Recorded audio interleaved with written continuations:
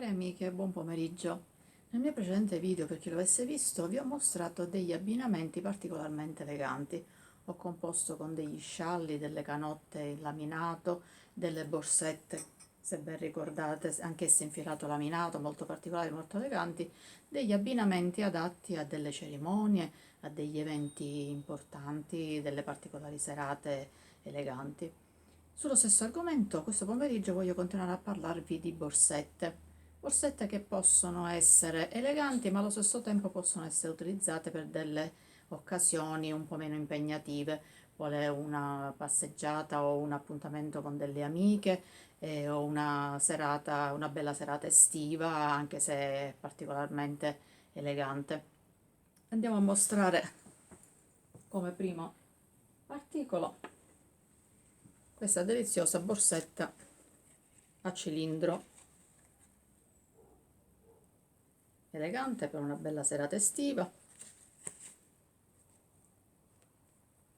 Guardate che particolare, con questa balza fatta a fiorelloni, uncinetto, che viene ripresa anche nelle finestrelle laterali.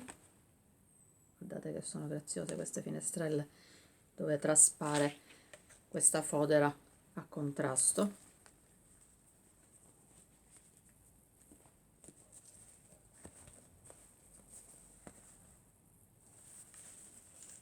Anche all'interno vi faccio vedere, ci sono due roselline che rifiniscono, non riesco a farle vedere bene, due roselline che rifiniscono i due lati.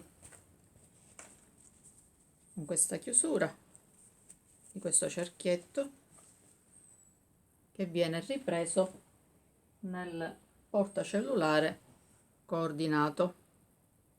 Vedete? Lo stesso ciondolo. Portatelefonino che può essere agganciato alla borsa o può essere asportato per utilizzarlo al di fuori della borsa.